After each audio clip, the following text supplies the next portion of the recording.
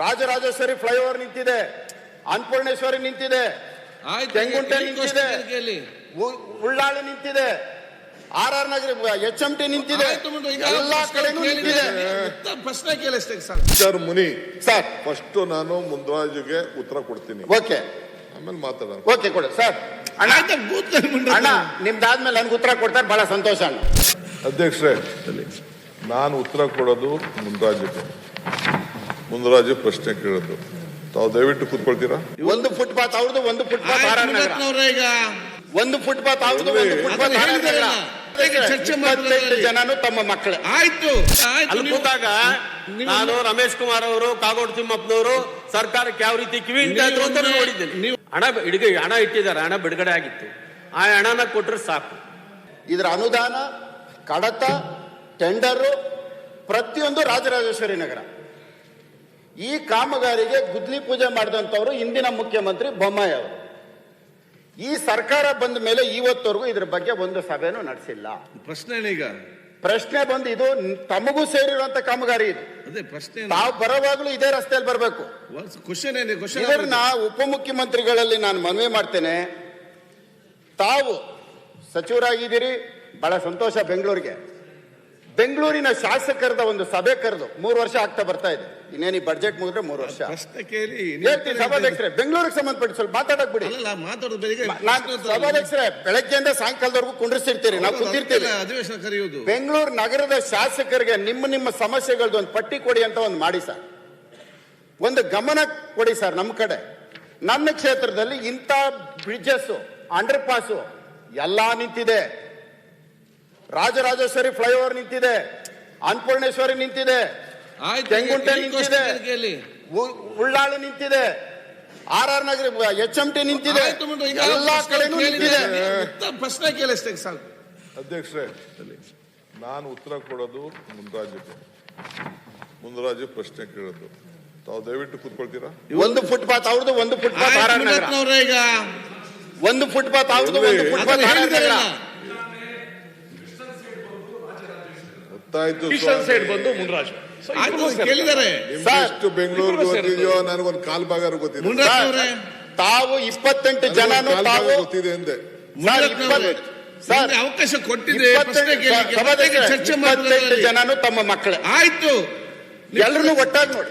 ಆಯ್ತು ಇವ್ರೆ, ಮುನ್ರಾಜು ಆದ್ರೇನು ಮಾತಾಡಬೇಡಿ, ಉತ್ತರ ಕೊಡಿ. ಮುನಿರತ್ನನು ಒಂದೇ, ಮುನ್ರಾಜು ಒಂದೇ. ಮಿಸ್ಟರ್ ಮುನಿ ಸರ್, ಫಸ್ಟ್ ನಾನು ಮುಂದರಾಜುಗೆ ಉತ್ತರ ಕೊಡ್ತೀನಿ, ಓಕೆ ಆಮೇಲೆ ಮಾತಾಡೋಣ. ಓಕೆ ಕೊಡಿ ಸರ್.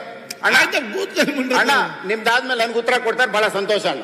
ಕೂತ್ಕೊಳ್ಳಿಗ ಕೇಳಿದ್ದೀನಿ, ಅದು ಮತ್ತೆ ಉತ್ತರ ಉಪಮುಖ್ಯಮಂತ್ರಿಗಳು ಕೊಡ್ತಾರೆ.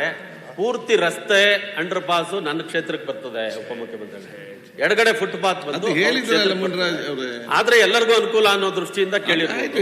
ಬಟ್ ನನಗಿದು ಬಹಳ ಅವಶ್ಯಕತೆ ಇದೆ, ಅದಕ್ಕೋಸ್ಕರ ನಾನು ಪ್ರಶ್ನೆ ಕೇಳ್ತಿದ್ರ ಉತ್ತರ ಕೊಡ್ತಾರೆ. ಅಧ್ಯಕ್ಷೆ, 25 ಪ್ರಶ್ನೆ ಹಾಕಿದೀವಿ, ಒಂದು ಪ್ರಶ್ನೆ ಸ್ಟಾರ್ ಬಂದಿದೆ. ಏನ್ ಮಾಡ್ಲಿ ಸ್ಟಾರ್? ಅಲ್ಲ, ಒಂದು ಪ್ರಶ್ನೆ ಸ್ಟಾರ್ ಆಗಿದೆ.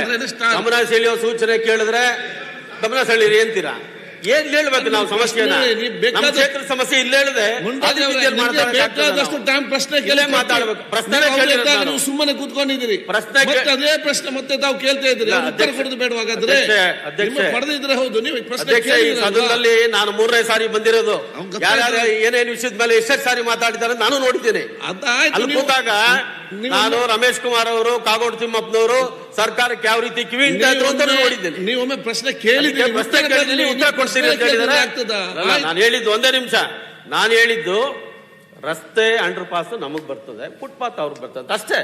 ಅದಕ್ಕೆ ನೀವು ಮಾತಾಡಕ್ಕೆ ಬಿಡಲ್ಲ ಅಂತೀರಾ? ಅದಲ್ಲ ನೋಡಿ, ಪ್ರಶ್ನೆ ಕೇಳಿದ್ರೆ ಹೌದು ಅಧ್ಯಕ್ಷ, ಪ್ರಶ್ನೆ ಕೇಳಿದರೆ ಉಪಮುಖ್ಯಮಂತ್ರಿಗಳು ಕೊಡ್ತಾರೆ.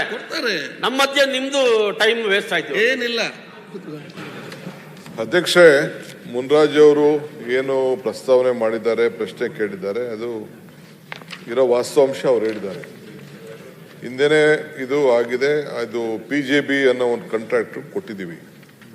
ಅಲ್ಲೇನಾಗಿದೆ, 57 ಕೋಟಿ ರೂಪಾಯಿ ಅನುದಾನದಲ್ಲಿ ಅವರು 2021ರಲ್ಲಿ ಇದನ್ನ ಈ ಕೆಲಸನ ವಹಿಸಲಾಗಿತ್ತು. ಇನ್ನು ಈಗ 48 ಜನ ಮಾಲೀಕರಿಗೆ ಕಾಂಪನ್ಸೇಷನ್ ಕೊಟ್ಟಿದೆ. ಒಟ್ಟು 85 ಕೋಟಿ ರೂಪಾಯಿ ವೆಚ್ಚದ ಕಾಂಪನ್ಸೇಷನ್ ಕೊಡಬೇಕು, ಬಿಡುಗಡೆ ಮಾಡಲಾಗಿದೆ. ಒಟ್ಟು 139 ಕೋಟಿ ರೂಪಾಯಿ ಇಲ್ಲಿ ಅಂದಾಜು ಮಾಡಲಾಗಿದೆ ಭೂ ಸ್ವಾಧೀನಕ್ಕೆ. ಇಲ್ಲಿ 26 ಜನ ಅವರ ಪ್ರಾಪರ್ಟಿಗಳನ್ನ ಕೊಡಬೇಕು. ಅದಕ್ಕೆ ಒಂದು 53 ಕೋಟಿ ರೂಪಾಯಿ ಲೆಕ್ಕ ಹಾಕಿದೆ. ಇಲ್ಲ TDR ಕೊಡಬೇಕು, ಇಲ್ಲ ಪೇಮೆಂಟ್ ಕೊಡಬೇಕು. ನಾನು ರಿಕ್ವೆಸ್ಟ್ ಮಾಡ್ಕೊಳ್ತಾ ಇದ್ದೀನಿ ತಮ್ಮ MLA ಸಾಹೇಬ್ರಿಗೆ, ನಮ್ಮ ಮುನ್ರಾಜ್ ಅವರಿಗೆ, ನನ್ನ ಸ್ನೇಹಿತರು, ಬಹಳ ಆತ್ಮೀಯ ಇವರು, ಅವ್ರಿಗೆ ರಿಕ್ವೆಸ್ಟ್ ಮಾಡ್ತಾ ಇದ್ದೀನಿ, ಆ ಮಾಲೀಕರ ಹತ್ರ ಸ್ವಲ್ಪ ತಾವೆಲ್ಲ ನೆಗೋಸಿಯೇಷನ್ ಮಾಡಿ ಸರಿ ಮಾಡಿ ಕರ್ಕೊಂಡು ಬಂದರೆ ಅವ್ರಿಗೆ TDR ಕೊಟ್ಬಿಟ್ಟು ಈ ಕೆಲಸನ ಪ್ರಾರಂಭ ಮಾಡಿಸೋಣ.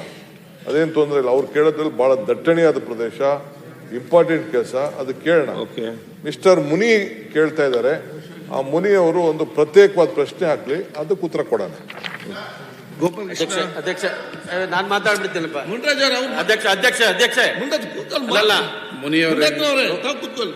139 ಇತ್ತು. ಅದರ ಮೇಲೆ 85 ಕೋಟಿ ರೂಪಾಯಿ ಪರಿಹಾರ ಕೊಟ್ಬಿಟ್ಟಿದ್ದಾರೆ. ಇನ್ನು ಉಳಿದವ್ರಿಗೆ 26 ಜನಕ್ಕೆ ಪರಿಹಾರ ಕೊಡದೆ TDRಗೆ ಇವತ್ತು ಒಪ್ಸಕ್ಕಾಗಲ್ಲ ಉಪಮುಖ್ಯಮಂತ್ರಿಗಳೇ. ಹಣ ಇಟ್ಟಿದ್ದಾರೆ, ಹಣ ಬಿಡುಗಡೆ ಆಗಿತ್ತು. ಆ ಹಣನ ಕೊಟ್ರೆ ಸಾಕು, ಬೇರೆ ಯಾವ್ದು ಬೇಡ. 26 ಜನ ರೆಡಿ ಇದ್ದಾರೆ ಕೊಡಕ್ಕೆ. ಒಂದು ಸಪರೇಟ್ ಮೀಟಿಂಗ್ ಮಾಡ್ತೀನಿ, ಆಫೀಸರ್ಸ್ ಕರ್ಸ್ಬಿಟ್ಟು ನಿಮ್ಮ ಸಮ್ಮುಖದಲ್ಲಿ ಒಂದು ಮೀಟಿಂಗ್ ಮಾಡೋಣ. ಆಗ್ಬೋದು. ನಮ್ಮ ಮನೇನೂ ಅಲ್ಲೇ ಇರೋದು. ದಿನನಿತ್ಯ ಅನುಭವಿಸ್ತಾ ಇದ್ದೀರಿ ಈ ಕಷ್ಟಗಳು. ಅದು ಇಡೀ ನಮ್ಮ ರಾಜ್ಯದ್ದು ಟ್ರಾನ್ಸ್ಪೋರ್ಟ್ ಎಲ್ಲ ಈ ಕಡೆನೇ ಇರೋದು ಗೊತ್ತಿದೆ. 80% ನಮ್ಮ ಬಸ್ ರೂಟು ಎವ್ರಿಥಿಂಗ್ 80% ಹೋಗೋದು ಇಲ್ಲಿ.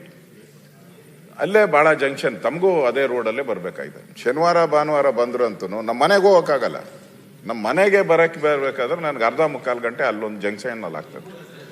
ಬಹಳ ಇಂಪಾರ್ಟೆಂಟು. ನಮ್ಮ ಸರ್ಕಾರ ಇದ್ದಾಗ ಅನುಮೋದನೆ ಕೊಟ್ಟಿತ್ತು. DK ಶಿವಕುಮಾರ್ ಅವರು ಅದನ್ನ ಕೊಟ್ಟರೆ ಬೆಂಗಳೂರಲ್ಲಿ ಆ ಥರದ್ದು ಒಂದು ಗೋಪಾಲಯ್ಯನವರ ಏರಿಯಾದಲ್ಲೂ ಒಂದು ಪ್ರಾಬ್ಲಮ್. ವಿರೋಧ ಪಕ್ಷದ ನಾಯಕರೇ, ಒಂದು ಸಪರೇಟ್ ಆಗಿ ಸಭೆ ಕರೆದು ತೀರ್ಮಾನ ಮಾಡಿ. ನಿಮ್ಮ ಅಧ್ಯಕ್ಷತೆ, ಮುನ್ರಾಜ್ ಅಧ್ಯಕ್ಷತೆ ಕರಿತೀನಿ, ಮೀಟಿಂಗ್ ಮಾಡೋಣ. ಗೋಪಾಲ್ ಕೃಷ್ಣ ಬೇಲೂರ್ ಮೀಟಿಂಗ್ ಮಾಡ್ದಂತ ಹೇಳ್ತಾರಲ್ಲ. TDR ಅಲ್ಲ ಇದು ಸರ್. ತಮ್ಮ ಹತ್ರ 26 ಕೋಟಿ ತಮ್ಮ ಅಕೌಂಟ್ ಅಲ್ಲಿ ಇದೆ. ಕೇಳುವಾಗ 26 ಕೋಟಿ ಅಕೌಂಟ್ ಅಲ್ಲಿ ಇದೆ. ಈ ವರ್ಕ್ ಈ ವರ್ಕ್ 26 ಕೋಟಿ ಅಲ್ಲಿ ಇದೆ. ರಿಲೀಸ್ ಮಾಡಿ ಮಾತಾಡ್ದು ಹೇಳ್ತಾರಲ್ಲ, ಅಮೌಂಟ್ ರಿಲೀಸ್ ಮಾಡಿ ಸಾಕು. ಅವ್ರು ಮಾತಾಡ್ತಾರೆ ಮೀಟಿಂಗ್ ಕರೆದು. ಯಾಕೆ ಅದನ್ನ ರಿಲೀಸ್ ಮಾಡಿದ್ರೆ ಸಾಕು. TDR ಅವಶ್ಯಕತೆ ಇಲ್ಲ. ನೀವು ಅದು ಉತ್ತರ ಕೊಡಬೇಕು. 87 ಕೋಟಿ ಕೊಟ್ಬಿಟ್ಟು 87 ಕೋಟಿ ಕೊಟ್ಬಿಟ್ಟು 26 ಕೋಟಿ TDR ಕೊಡೋದು ಯಾರು ಹೋಗ್ತಾರೆ?